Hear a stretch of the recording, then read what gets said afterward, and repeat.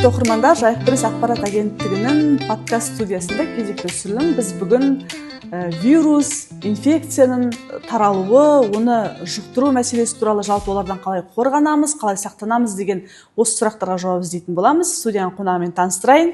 Облыстық адам иммун тапшылығы вирусы инфекциясының алдын алу орталығының директоры Нұрлыбек Мұстаев.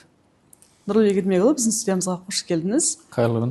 Сіздің орталық туралы айтып кетсеңіз, жалпы адам иммун тапшылығы вирусы деген не және бұл несімен қауіпті? Адам иммун тапшылығы вирусы, өзі аты айтып тұрғандай, бұл вирус адам ағзасына енгеннен кейін оның ағзасын төмендетеді, жоюға дейін әкеледі. Сонымен қатар, егер де уақытылы ем шара қабылдамаған жіті пайда болған иммун тапшылығы синдромы, яғни СПИД деп атады, соған әкеліп соғады. Бұл жерде бұның таралу үш жолы бар.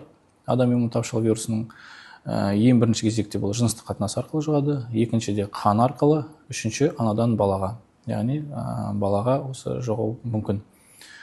Енді жыныстық қатынас түсінікті, қан арқылы әрине бұл жаңағыдай инъекциялық медициналық манипуляция жасаған кезде жұғуы мүмкін.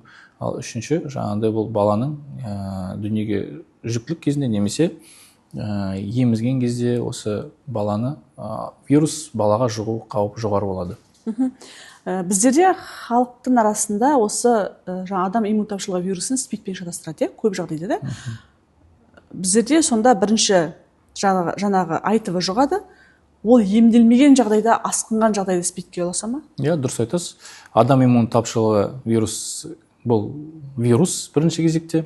Екінші кезекте, егерде оның уақытылы ем шарасын алмаған жағдайда жіті жаңағыдай пайда болған иммун тапшылығы синдромы, яғни және СПИД дейді, ол толығымен иммунитет жаңағыдай ағзада жоқ деп айтамыз. Сол кезде осы пайда болатын соңғы сатысы болып келеді, есептеледі. Ал енді қазіргі таңда медицина осымен қалай күресіп жатыр? Ем шаралар тиімді болып жатыр ма? Бүгінгі таңда облысымызда осы облыстық адам иммун тапшылығы вирус инфекциясының алдын алу орталығы жұмыс жасап келеді. Бұл жерде негізгі міндеттерінің бірі, мақсаттарының бірі, міндеттерінің бірі бұл жерде осы инфекциясының алдын алу, әртүрлі деңгейде алдын алу шараларын ұйымдастыру. Екіншіден, облысымызда заманауи зертхана жұмыс жасап келеді. Барлық осы адам иммун тапшылығы инфекциясын зерттеу жұмыстарын, қанын осы біздің орталықта зерттеледі. Үшінші кезекте бұл осы аурушаңдыққа шалдыққан науқастардың барлығына тиісті ем шара қабылдау бойынша біздің орталығымыздың дәрігерлеріміз жұмыстанады. Бұл ақылы жүре ме әлде тегін жүре ме? Барлық ем шараларының барлығы осы тегін медициналық кепілдендіру көмегі шеңберінде тегін түрде жүргізіледі. Бұл антиретровирустық терапия дейміз, яғни осы вирусқа қарсы терапияны жүргізу бұл тегін түрде жүргізіп келеді. Медициналық сақтандыру дегендерге қарайсыздар ма, қарамайсыздар? Әрине, медициналық сақтандыру міндетті түрде біздің орталықта осы жұмыстанамыз. Бұл жерде жаңа айтып өткендей, профилактика шараларының барлығы да, зертханалық жұмыстарды және де ем шара алу барлығы да осы кепілдірілген сақтандыру қор арқылы да немесе осы медициналық көмекті кепілдендіру, және ГОБМП дейді, сол арқылы да бізде жүреді.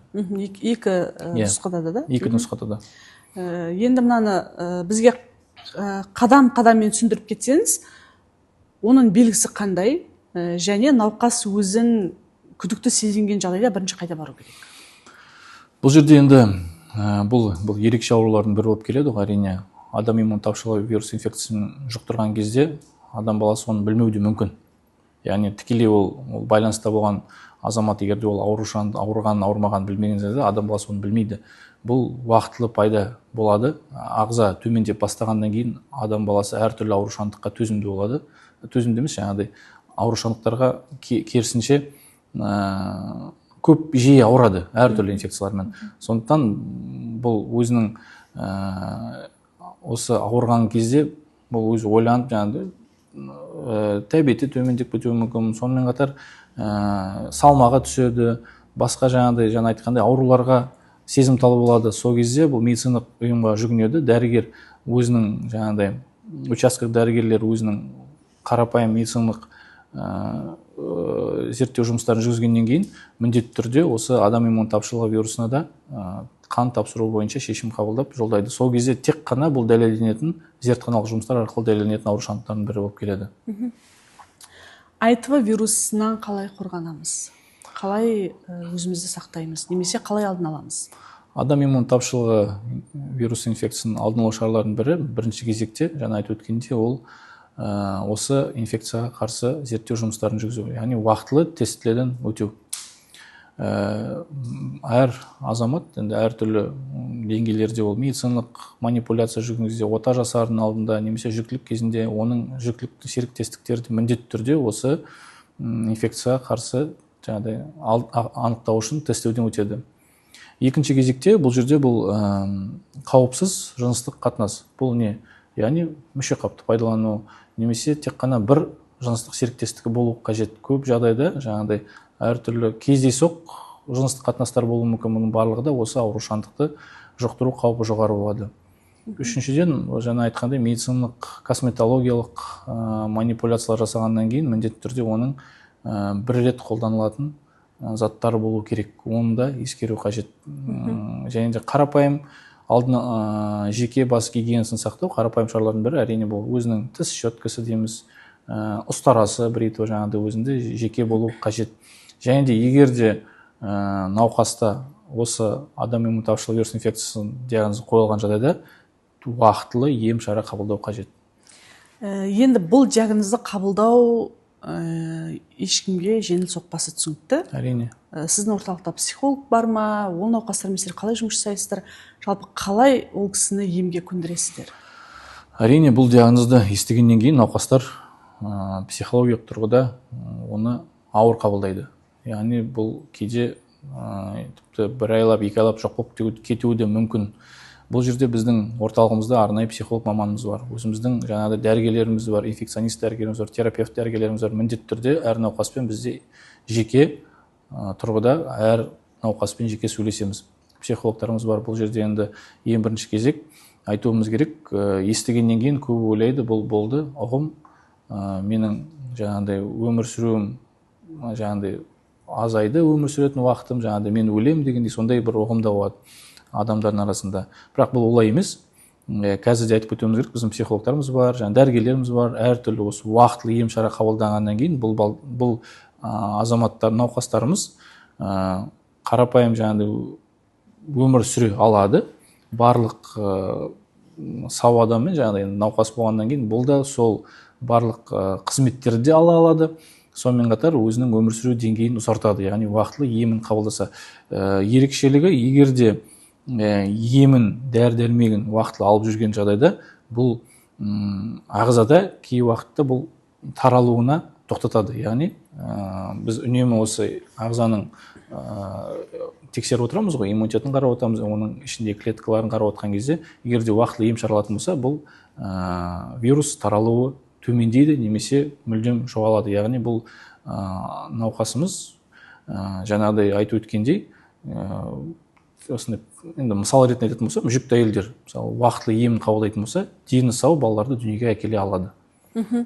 Яғни АИТВ вирусын жұқтырған адамды қоғамнан шеттетудің қажеті жоқ. Әрине, бұл жерде ешқандай да шеттету қажет жоқ. Бұл қарапайым өмір сүре алатын, өзімізбен бірге жүретін азаматтардың бірінің қатарына жатады. Екіншіден, ол жаңағыдай қол ұстасқан кезде немесе құшақтасқан кезде ол жұғатын аурулардың қатарына жатпайды. Бұл жерде үш таралу жолы. Бұл жыныстық қатынас, қан арқылы немесе анадан балаға жұғады. Болды. Басқа кезде ол ешқандай да адамзатқа кедергі де келтірмейді. Сізбен біз сияқты бірге отырып, шайын ішіп, әңгімесін соғып, жұмысын жасай алатын азаматтардың қатарында. Нұрлыбек Ермекұлы, біз сіздің эпидемиолог дәрігер екеніңізді білеміз. Бірнеше жыл бойына департаментте жұмыс жасадыңыз. Бізге мынаны айтыңызшы, вирусты емдеу қиын ба, әлде инфекцияны емдеу қиын ба? Қайсысы қауіптірек? Бұл жерде енді түсіну керек, инфекция мен вирус екеуі екі түрлі зат.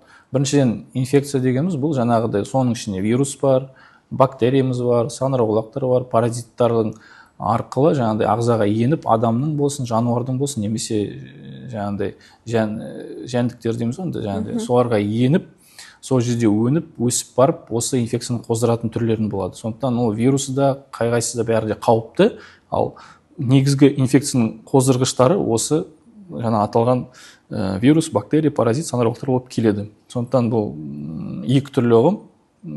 Қайсысы көп болады, сол инфекцияны қоздырады.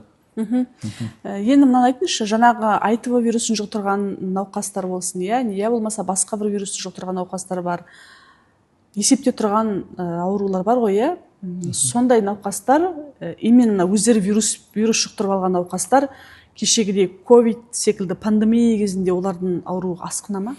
Оларға қалай көмектесесіздер сондай кезде? Егер де енді қазіргі таңда адам иммун тапшылығы вирус инфекцияны алатын болсақ, кешегі мысалы COVID-19 пандемиясы көрсетті. Яғни кімде ағзасы өте төмен, иммунитет төмен азаматтар көбі ауырды, көбі қатты ауырды, оның ішінде өлім жітімге де әкеліп соқты. Сондықтан адам иммун тапшылығы вирус инфекцияны бұл да шетте қалатын аурулардың бірі емес. Осындай пандемиялар болған жағдайда бұл жерде біз білеміз, ағза өте төмен болады немесе жоқ болады. Сондықтан бұл кері әсерін өте қатты тигізуі мүмкін. Әсіресе біздің осы диспансерлік есепте тұрған пациенттерімізге. Нұрлыбек Ермекұлы, өзіңіз жалпы осы жаңа вирустың инфекцияның алдын алуды енді біздерде вакцинаға көбіне көмектеседі, екпелер, жалпы сіздің вакцинаға жеке көзқарасыңыз қандай? Жеке өз көзқарасым қазіргі таңда енді вакцина қажет. Себебі әртүрлі бұл енді бір күнде ойлап тапқан жаңағындай зат емес қой. Ол дейтін осы көп жылдар бойы зерттеліп келіп, әртүрлі инфекцияны тоқтатқан бір алдын алу шаралардың бірі.